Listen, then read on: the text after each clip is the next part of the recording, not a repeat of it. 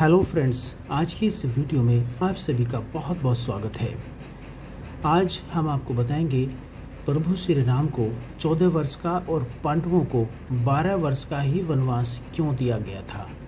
इसके पीछे क्या कारण थे, क्या थी सच्चाई।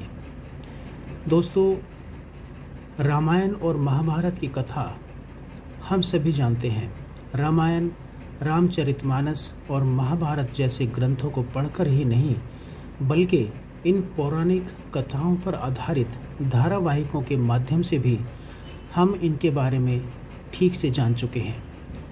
जैसा कि रामायण सीरियल में भी दिखाया गया है और आप जानते ही होंगे कि प्रभु श्री राम को 14 वर्ष का वनवास हुआ था। राजा दशरथ की दूसरी पत्नी कैकेयी अपने पुत्र भरत के लिए राज सिंहासन चाहती थी और इसीलिए उन्होंने राजा दशरथ से वरदान में राम के लिए वनवास और भरत के लिए गद्दी की मांग रख दी थी।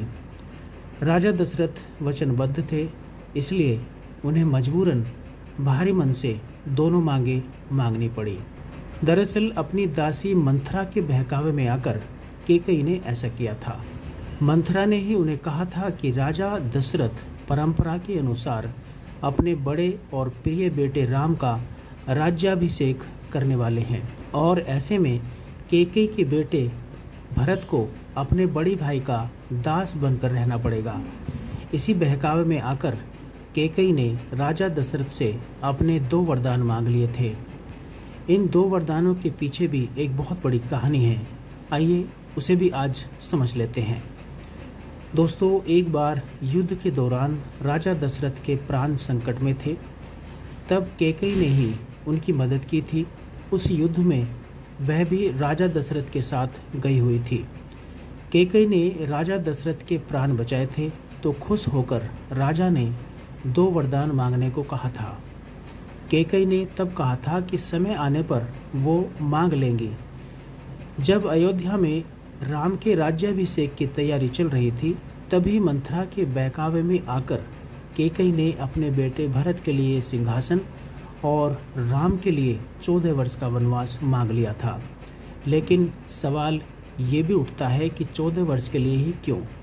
कैकेयी ने राम के लिए 10, 12, 15 या 20 वर्ष का वनवास क्यों नहीं मांगा था?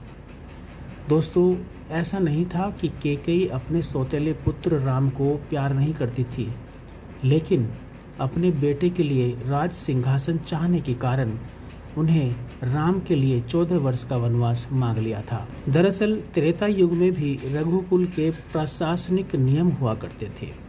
एक नियम यह भी था कि यदि कोई राजा अपनी गद्दी 14 वर्ष तक छोड़ देता है और वापस नहीं आता है, तो वह राजा बनने का अधिकार खो देगा। यही कारण है कि कैकेयी ने राम के लिए 14 वर्ष का वनवास मांगा था। प्रभु श्री राम भी कैकेयी को बहुत प्रेम करते थे, इसलिए उन्होंने हंसते हंसते माँ की इस इच्छा को पूरी कर दिया। उनके साथ उनकी पत्नी सीता और छोटे भाई लक्ष्मण भी वनवास को चले गए थे। हालांकि भरत ने राम के खड़ाओं को सिंहासन पर रखा और खुद गद्दी पर कभी नहीं बैठे। रावण वध के बाद श्री राम के वापस अयोध्या आने पर उनका राज्याभिषेक किया गया था। महाभारत में भी एक ऐसा ही वाकया है जो मन में सवाल पैदा करता है।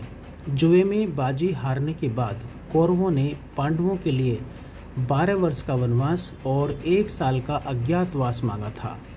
कुल मिलाकर पांडवों को 13 साल राजकाज से दूर रहना था।